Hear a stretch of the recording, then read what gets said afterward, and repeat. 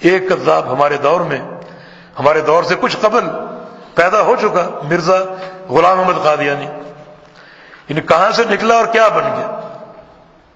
اور میں شباب کو خاص طور پہ نصیحت دوں گا کہ مرزا غلام احمد قادیانی مدعی نبوت بنا، اس کی اساس کیا تھی؟ اس کی اساس بھی یہی تھی کہ اس نے علماء سے طلب علم نہیں کیا۔ جب تک علماء سے منسلک نہیں ہوگی، شیطان آپ پر حملے کرتا رہے گا اور آپ کو جو ہے وہ الگ کر کے تطرف کا شکار بنا کر اور غیر سبیل المؤمنین پر قائم کر دے گا۔ غیر سبیل المؤمنین یعنی اس طرح کے نوجوان الگ تھلگ ہو جاتے ہیں، جماعت سے کٹ جاتے ہیں، علماء سے دور ہو جاتے ہیں اور سبیل المؤمنین کو چھوڑ دیتے ہیں۔ اپنے ان کی فکر ہوتی ہے، اپنے ان کے فتاوی ہوتے ہیں، جس کی انتہائی ایک واضح مثال آپ کے سامنے ہے غلام احمد قادیانی۔ ایک اور غلام احمد تھا منکر حدیث، یہ دونوں غلام احمد درس گاہ میں نہیں گئے، علمی ذوق تھا ان میں مگر کبر تھا، علماء کے پاس نہیں گئے، علماء سے کسب علم نہیں کیا۔ نتیجہ آپ کے سامنے، ایک منکر حدیث ہوا اور ایک کافر جماعت کا بانی بن گیا، اور ایک جھوٹا مدعی نبوت دوسری کافر جماعت کا بانی بن گیا۔ تو یہ معاملہ آسان نہیں، یہ معاملہ آپ کو کہاں سے کہاں پہنچا سکتا ہے، کہاں سے کہاں بھیج سکتا ہے۔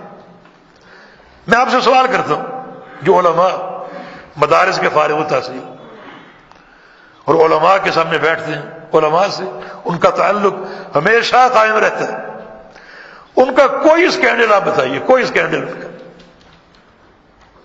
کوئی خبروں میں آئے ہوں، بڑے بڑے گمراہ لوگ ان کے اسکینڈل۔ پچھلے مہینوں بھی ایک شیخ الاسلام چوراہوں پر کھڑا ہو کر حکام پر برسر عام تنقیدیں کر رہا تھا، مردوں عورتوں کا ازدحام، اختلاط اور فتنہ در فتنہ ظلمات۔ لیکن جو علماء ان مدارس کے رہین منت اور علماء سے منسلک ہیں، کوئی ان کا فتنہ، کوئی ان کا اسکینڈل آپ بتائیے، یہ برکت اس سلسلہ عالیہ کی۔ لیکن جن لوگوں میں تطرف ہے وہ ضلوا فاضلوا کا نمونہ بن جاتے۔ تو یہ ایک جملہ مدرجہ تھا، فرمایا کہ قیامت سے قبل یہ 30 کذاب نمودار ہوں گے اور نبوت کا جھوٹا دعویٰ کریں گے۔ وہ لوگ خوش نصیب ہیں جو اپنی حجت کے ذریعے ان کا رد کریں گے۔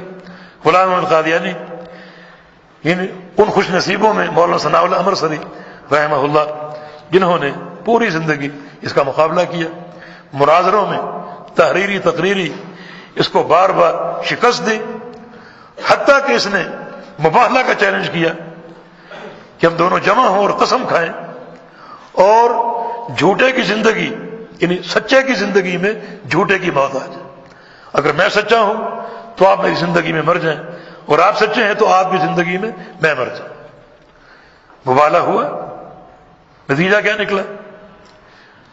یہ جھوٹا مدعی نبوت مرا، نہ صرف یہ کہ مرا بلکہ فٹ ہوا بیت الخلاء کے سوراخ میں، وہاں فٹ ہوا۔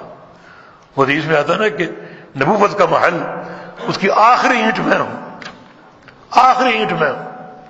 جب میں نبی بنا کر بھیجا گیا تو اس قطر نبوت میں وہ آخری اینٹ فٹ ہو گئی، اب وہ محل پورا ہو گیا، اب کسی اینٹ کی گنجائش نہیں۔ کوئی اینٹ اگر نکلے گی تو وہیں فٹ ہوگی جہاں یہ جھوٹا فٹ ہوا تھا۔